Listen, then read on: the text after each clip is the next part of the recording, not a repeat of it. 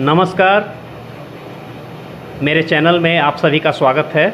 आज हम कुछ विशेष आपको बताना चाहेंगे। मेरा प्रयास ये रहता है कि अपने चैनल के माध्यम से कि कुछ नए नए ट्रिक बताएं और लोग कैसे पैसा कमा सकें, धनोपार्जन कैसे कर सकें, उद्यमी कैसे बन सकें, इन चीज़ों को फोकस करते हुए हम नए नए टॉपिक को बताते हैं।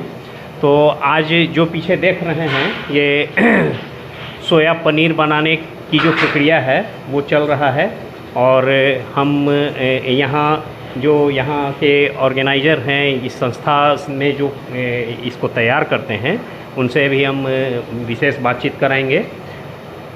आज हमारे चैनल में आमंत्रित हैं, इनका नाम हुआ संजय देव जी हैं और सर का परिचय थोड़ा हम दे दें। सर MCA किए हैं, NOU से गोल्ड मेडलिस्ट हैं और सरकारी सेवा में थे, लेकिन कुछ विवाद के कारण स्वरोजगार की तरफ इनका झुकाव हुआ और सोया पनीर जिसको टोफू बोलते हैं तो वो अभी बना रहे हैं। सर आपका स्वागत है, कुछ बताएं। नमस्कार। ये जो है आप सोया पनीर बना रहे हैं, थोड़ा सा सबका इंट्रोडक्शन दे दीजिए। मटेरियल क्या है, इंस्ट्रूमेंट क्या है, कितने देर का ये प्रोसेसिंग है? देखिए, मैं सबसे पहले आपको बता दूं सोया पनीर के बारे में। सोया पनीर एक बहुत ही अच्छा विकल्प है प्रोटीन का, या दूध का विकल्प कह सकते हैं, लेकिन आप ऐसा बोलिए कि आज जो माल न्यूट्रिशन हो रहा है, लोगों में जो प्रोटीन की कमी है, उसके लिए बेस्ट डाइट है। क्योंकि जो आदमी शाकाहारी है, जो आदमी प्रोटीन अगर मांसाहार से नहीं ले पाते हैं या मांसाहार से भी जो लेते हैं, उनके लिए कोलेस्ट्रॉल बढ़ने की संभावना बहुत रहती है। शाकाहारी लोगों में भी दूध खा करके कोलेस्ट्रॉल बढ़ाते हैं। अच्छा। इस प्रोडक्ट में कोलेस्ट्रॉल टोटली नहीं है, शुगर की मात्रा भी बहुत कम है। आज आप जान रहे हैं कोलेस्ट्रॉल और शुगर के कारण जो बीमारियां हो रही है, उससे बचने के लिए और हेल्दी रहने के लिए ये हम बेस्ट विकल्प के रूप में देखते हैं और इसीलिए हम इसमें काम शुरू किए हैं, ताकि लोग इसको खा करके अपने आप को हेल्दी रख सकें। एक तो हेल्दी भी रह सकते हैं और स्वरोजगार के लिए अगर कोई चाहें तो इसके बिजनेस से जुड़ भी सकते हैं। मैं ये प्रयास किया हूँ ताकि लोग देख करके सीख सकें। जी। तो यहाँ जो है इस कारोबार से जुड़ने के लिए सर से संपर्क कर सकते हैं। ये आनंद मार्ग आश्रम में ये काम हो रहा है। सारा व्यवस्था जो है, इनको स्पेशल रूम मिला हुआ है सब करने के लिए, देख सकते हैं। सर अपने प्रक्रिया में भी हैं, थोड़ा थोड़ा बीच में करते हैं और इसका जो कॉस्ट है और इसका ये पनीर का कंपोजिशन है, सारा कुछ आपको स्क्रीन पर दिख रहा होगा और यहाँ का जो एड्रेस है वो भी आपको दिख रहा होगा। तो ये एक बेहतर विकल्प है जो आप चाहें तो इससे जुड़ के धनोपार्जन के लिए, जीविका चलाने के लिए कर सकते हैं। और दूसरी बात ये भी है कि जो सोया पनीर है, आपका मार्केट में जो दूध है और दूध का प्रोडक्ट जो आपके लिए उपलब्ध है, तो वो कितना शुद्ध है वो सबके समझ से परे है। जी, तो 2 मिनट कुछ बताया जाए। देखिए, इसमें कोई दो मत नहीं है कि दूध एक सर्वोत्तम आहार है जी, लेकिन हम लोग अपने आप को याद करें। आप सभी लोग अपने आप को देख सकते हैं कि जब आप गाय पालते हैं, जिसका आप मानते हैं कि शुद्ध दूध है, तो गाय जब बच्चा देती है तो 12 दिन तक आप दूध नहीं पीते। जब गाय बीमार हो जाती है तो आप दूध पीना पसंद नहीं करते हैं और नहीं पीते हैं, उससे अफेक्ट रहते हैं। यहाँ तक कि माँ जब बीमार रहती है, जब उसको सर्दी खांसी रहता है और बच्चों को दूध पिलाती है तो उसका इफेक्ट उसको होता है। तो क्या जो गाय बीमार है उसका दूध हम पीते हैं, क्या हम पर इफेक्टेड नहीं होगा? लेकिन बिजनेस के लिए जो आज आपका ऑपरेशन फ्लड या जिस तरह से भी दूध की मार्केटिंग चल रही है, उसमें इस चीज़ को ध्यान नहीं दिया जाता है। यहाँ तक कि सुई देकर के जो दूध देता है वो भी डिफेक्टिव है। खैर, डिफेक्टिव हो सकता है, पैस्चराइज करके उसको आप ठीक कर सकते हैं, बहुत हद तक आप अच्छा जरूर बना लेते हैं, लेकिन जितना दूध का मार्केट प्रोडक्शन हो रहा है उससे ज़्यादा कंजम्पशन है, तो ये बाकी रेस्ट दूध आ कहाँ से रहा है? आज पटना मार्केट में मैं देखा हूँ कि 150 से लेकर 200 रुपये तक पनीर उपलब्ध है। ये 200 और 150 में पनीर कैसे संभव है, जबकि 1 किलो दूध हमारा पटना में 50 रुपये से कम में नहीं मिल रहा है। और 1 किलो दूध कुछ ज़्यादा हो चुका है, लेकिन हम बोल रहे हैं कि उससे कम में नहीं मिल रहा है। हम दूसरी भाषा बोल रहे हैं, उससे कम में उपलब्ध नहीं है। तो हम 50 रुपया भी अगर मानते हैं, 50 रुपये में 200 ग्राम हम छेना ले सकते हैं, तो 1 किलो पनीर बनाने के लिए कम से कम 250 रुपया लगता है और 200 ग्राम में आप पनीर खा रहे हैं। आप खुद सोचिए कि खा क्या रहे हैं। और जिस रेस्टोरेंट में आप जाते हैं पनीर खाने के लिए, क्या गारंटी है कि वो ये पनीर नहीं है, क्योंकि वो मार्केट में सस्ता में उपलब्ध है। तो उसके विकल्प के रूप में आदमी को कॉन्शस होने की ज़रूरत है कि हम अगर शुद्ध चीज़ खाएंगे तब ये स्वस्थ रह पाएंगे। ये थोड़ा बताएंगे जी। हाँ, एक सर एक आदमी ये ठीक, तो हम बता रहे थे कि ये दूध किस तरह से हार्मफुल है हमारे लिए। ठीक है, आप पस्चराइज करते हैं, जो कुछ भी करते हैं, आप अगर शुद्ध भी खाते हैं तो आप ये जान लीजिए कि जानवर का कोई भी प्रोडक्ट आप लेते हैं, दूध हो, दही हो, मीट हो, कुछ भी हो, तो उसमें कोलेस्ट्रॉल भरा हुआ है। ये चीज़ कम्प्लीटली पौधा से बना है। ये सोयाबीन का प्रोडक्ट है। आप जानते हैं सोयाबीन में कितना प्रोटीन है, और सोयाबीन के प्रोसेसिंग से इसमें कोलेस्ट्रॉल नाम का कोई चीज़ नहीं है, यहाँ तक कि शुगर भी नहीं है। इसलिए ये प्रोडक्ट कोलेस्ट्रॉल फ्री है, और स्पेशली जिनको कोलेस्ट्रॉल से प्रॉब्लम है उसके लिए ये रामबाण है, और इसके लिए बहुत ही उपयोगी चीज़ है। लेकिन जिन लोगों को प्रोटीन से एलर्जी है, जैसे यूरिक एसिड का प्रॉब्लम है, उन लोगों के लिए तो उचित नहीं होगा ये। हम समझते हैं कि यूरिक एसिड वाले को भी बहुत प्रॉब्लम नहीं होना चाहिए, लेकिन मैं इतना ज़रूर बोलूँगा कि जिनको यूरिक एसिड से प्रॉब्लम है वो तो नहीं, लेकिन जिनको प्रोटीन से प्रॉब्लम है वो एक बार डॉक्टर से मिल के ही खाएँ। लेकिन जो प्रोटीन से एलर्जी नहीं है, या जो माल न्यूट्रिशन वाले हैं, या जो नॉर्मल हेल्दी हैं, जी स्पेशली ये कहें कि जिनको प्रोटीन से एलर्जी नहीं है वो आराम से खा सकते हैं।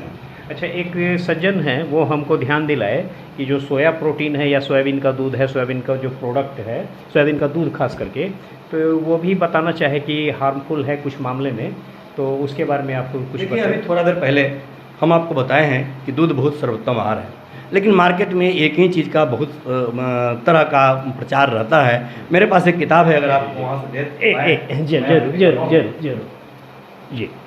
जिस दूध को हम बोलते हैं दूध एक सर्वोत्तम आहार है, ये देखिए मेरे हाथ में जो किताब मिल्क है, ए साइलेंट किलर, इसमें लिखा है मिल्क ए साइलेंट किलर, और बहुत ही सुंदर ढंग से इस किताब में समझाया गया है कि किस तरह से मिल्क एक साइलेंट किलर है। हालांकि हम इस चीज़ को नहीं मानते हैं, जो दूध होता है नहीं, मिल्क इवन नॉर्मल मिल्क भी, इसका लॉजिक ये है कि मिल्क का जो प्रोडक्शन है वो प्रकृति बहुत ही सुंदर तरीक़ा से की है, लेकिन बच्चों के लिए है। आप ये जानिए कि किसी भी बच्चा के लिए उसके माँ का दूध सर्वोत्तम होता ही है, लेकिन वह बच्चा भी कुछ उम्र के बाद दूध पीना नहीं चाहता है। इसका मतलब है कि एक एज के बाद दूध वर्जित है। इसी लॉजिक के आधार पर ये किताब लिखा गया है, और हम केवल टॉपिक देख रहे हैं कि एक साइलेंट किलर के रूप में मिल्क को ले रहा है, फिर भी हम लोग मिल्क खा रहे हैं और स्वस्थ हैं। तो कहने वाले के लिए हम मना नहीं कर सकते हैं। कोई कुछ भी बोल दे तो उसको कुछ नहीं कहा जा सकता है, वो सब अपना अपना लॉजिक है।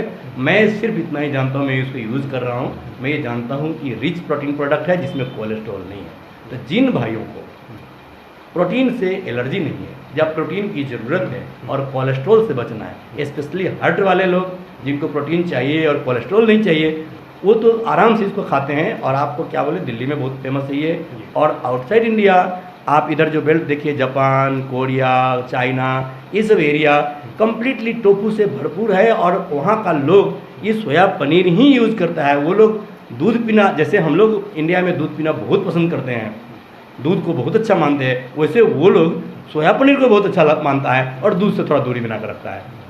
तो यही स्थिति है, ये फैक्ट है। तो ये जो है, आप मान लीजिए कि अगर 10 किलो सोया पनीर बनाना हो तो इसके लिए मटेरियल क्या क्या चाहिए, कितने मात्रा में चाहिए, कुछ थोड़ा बहुत? नॉर्मली आप 10 किलो की बात नहीं करें, वो आप ये जो है ये है क्या सर? ये सोयाबीन है, हम इसको फुलाए हैं। अच्छा, आप फुलाने के बाद ये इसको पानी में फूलने के लिए दे दिए? 6-8 घंटा हम पानी में फुलाते हैं। जी। फूलने के बाद इस मशीन से इसको हम क्रश करते हैं।